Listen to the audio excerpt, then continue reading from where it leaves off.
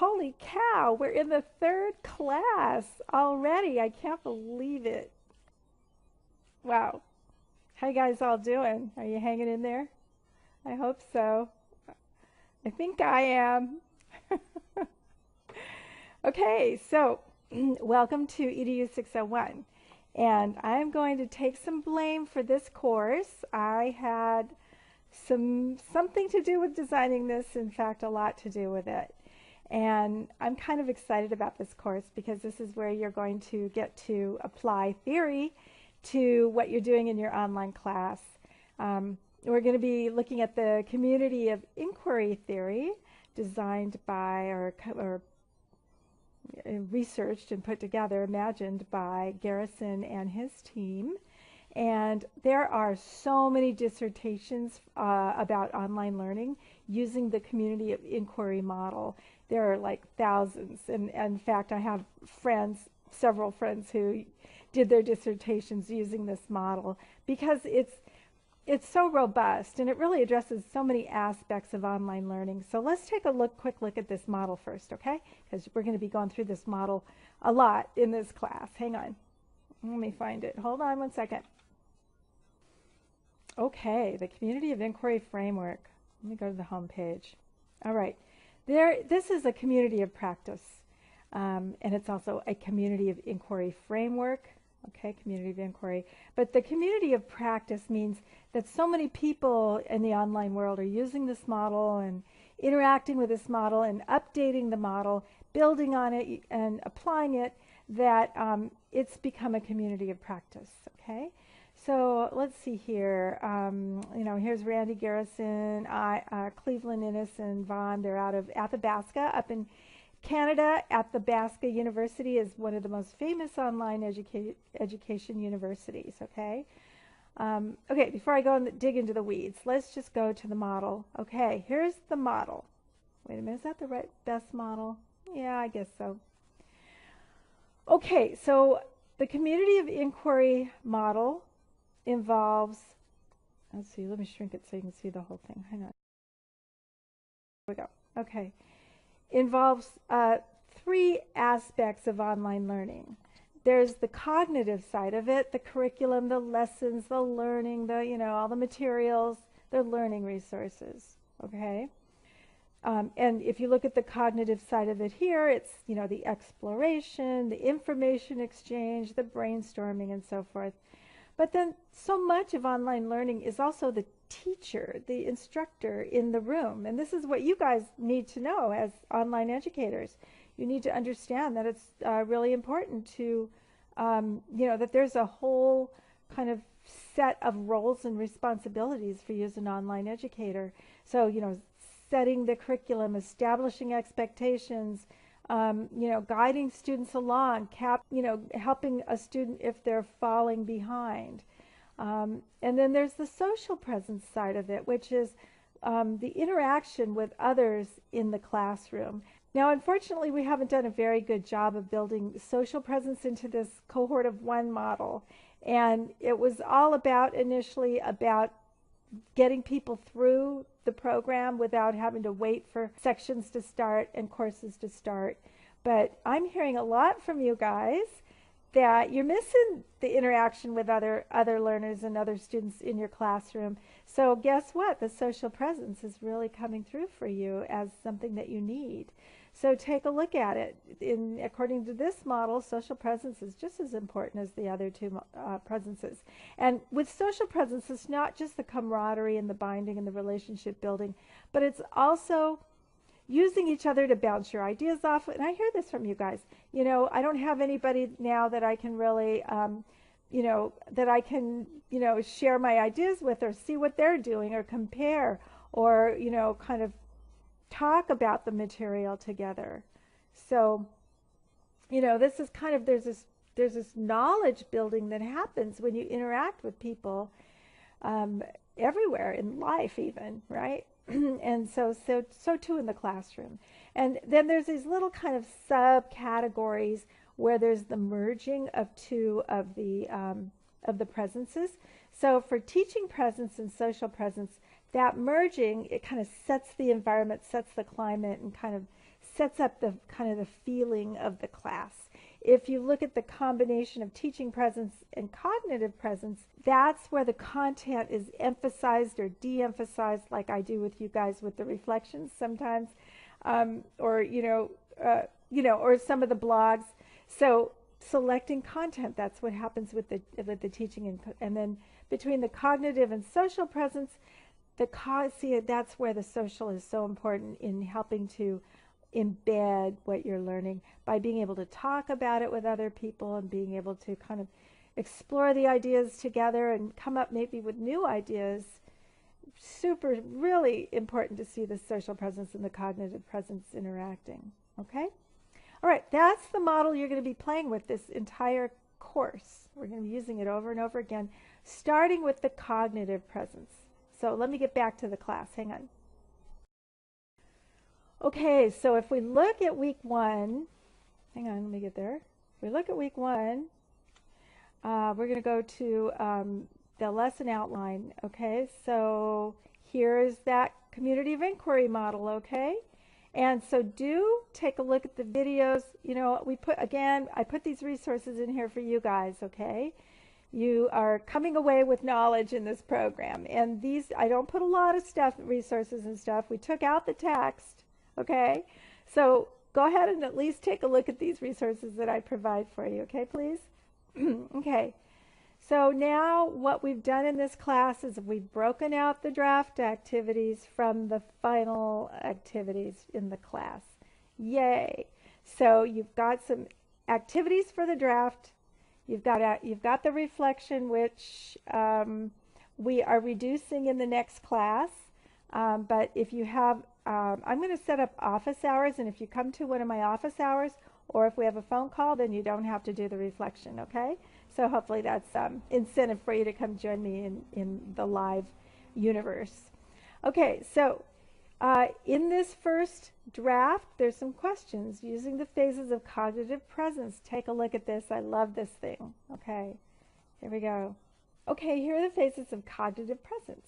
And what I really love about this is that it gives you kind of the framework, the breakdown of a lesson. So I wish I had had this when I was doing instructional design a long time ago, because it actually helps me kind of put together the building blocks of a good quality lesson. So in the phases of cognitive presence, there are 4 phases: the triggering event, the exploration, the integration, and the resolution. Okay, big words, but it's really super simple. Triggering event is kind of establishing context, kind of just getting people started, getting people kind of warmed up to the concepts and the ideas around the learning material that you're going to be teaching. So it could even be like something that kind of hooks them in. Could be something like, you know, who knows what phase of the moon we're in right now? How many planets are there? You know, solar system kind of stuff, right? Which way is the Earth tilted when it's in the winter?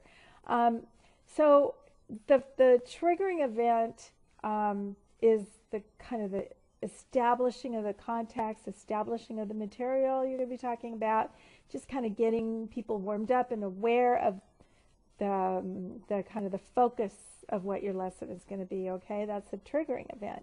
Now the exploration is where the meat of your lesson is. This is where you're, you know, the students, you might have lectures in here and videos. They're exploring the content, they're learning about it, they're going out and doing research on the web and pulling it all together, synthesizing and kind of pulling, they're pulling it together. They're not synthesizing yet. Okay, they're just learning. So they might kind of tell their own stories and their own experiences. They might interact and discuss the content, information sharing if you have other people in there in the room, like a discussion, class discussion board. Okay, exploring the ideas and material, learning about the lesson. Okay, but then comes the integration. This is where you have an assignment or an activity where they're pulling it together, they're synthesizing it. So again, you know, They're exploring all about it. They're getting the facts. They're getting their material information. Now the integration is where they're pulling it together and making meaning out of it. They're understanding it, and they're starting to build concepts and frameworks around that material, the integration of it. And so it's really important to have some kind of an activity that helps them integrate and apply what they're learning, okay? And then in the resolution, that's just a little reflection. That's kind of a reflection. Okay, well, what'd you learn? You know, how'd it go? What does it mean? What's the summary of it? How will you apply it? You know, what's the so what about this lesson and this material, okay? So it's, you know, once you understand these 4 phases, you can build really killer lessons, right? You can just go out and just build this robust lesson by plugging in the pieces into each of these areas, okay? And that's what you're going to be doing in week 1 and onward into the other weeks. Let's go back. So in week 1, you're going to look at these 4 phases for your own online class, and you're going to create a 1 to 2 page document. And you know what I really want are bullets. You don't need to do this narrative and this big story for me and make it sound really academic. I just want your brainstorming ideas, just put your ideas out there. What do you think you're going to do for Module 1 around the 4 phases? The triggering event, the exploration, the integration, the resolution. What do you think you're going to do for your Module 2 around the 4 phases? What are you going to use for a triggering event, exploration, integration, resolution? Now, you probably have multiple lessons in your Module 1 and Module 2. So just pick one of your lessons or learning areas, okay? One thing that you really want your students to learn, and build the 4 phases around that thing you really want them to learn. And same in Module 2, okay? Just bullet your ideas, just throw your ideas out there, okay? And then turn it in, okay? That's part 1, that's your draft. So, boom, you're done with that. Okay, so now we'll go to the reflection. Okay, so now, then you go to the reflection. Now, in week 1, if we have a welcome call, let's conduct the reflection together in the welcome call, okay? We'll talk about the 4 phases, and you know, we'll talk about how you want to kind of maybe integrate some dynamic learning activities into that, into your 4 phases for Module 1 and 4 phases for Module 2. If we have that conversation, you don't need to do the reflection video. And so I look forward to having that conversation with you in week 1, okay? So let's move on. Okay, so now in the final assignment, you're going to create the actual kind of flesh out your lesson ideas for Module 1 and your lesson ideas for Module 2. And so you're going to propose a title and describe the activity in detail for each Module 1 and Module 2. Okay, so you're actually going to write up that little lesson right there, boom, right on the spot. So you're going to, you know, so the robust, complex learning activity that incorporates the 4 phases and helps support that whatever that learning outcome is that you've identified in Module 1 and whatever that learning outcome is in Module 2 that your lesson is supporting. Okay, so then once you've completed these activities, what I really want you to do next, once they're done, I want to see them all clean and detailed and looking really good, okay? Have some links to resources, have some links to learning materials, worksheets, you know, pull that lesson together, make them really good, those 2 lessons. Then I'm going to ask you to pick one of the activities that you like the best and describe it a little bit, why you think that this is going to really kind of support your learning. But here's the question I really like. Analyze 1 or 2 of those activities, okay? And think about what you're going to get, what kind of work are you going to get out of your students with that activity? And think about the kind of product or learning that you're going to get out of an enthusiastic learner. But also think about what are you going to get from a learner who really doesn't care about your material and just taking the course because they have to. Now, I know that's impossible to imagine that someone would be taking the course without really wanting to take the course, but just imagine it, okay? And if that were the case, do you have enough expectations in that learning activity that is going to require that uninvested learner to put some little thought into it and to kind of challenge themselves a little bit? And still, so even if they're uninvested, do you have enough instructions in there and requirements and expectations in your lesson that learner is going to learn something, whether they like it or not, okay? So that's the final for this week. So you are starting to build your lessons in the class now, and by the end of this class, the third class, you're going to be pretty much finished with your online course, because in the last class, you're going to teach it. You're going to find a student to pilot your course to, and you're going to get feedback on it. So this class is where you really got to put the rubber to the road and get your ducks in order with your online class and get it all looking pretty and turn it into something that students are going to learn from, okay? Thanks, everybody, and let's figure out what to do with those welcome calls, and let's get those welcome calls going, okay? Cheers.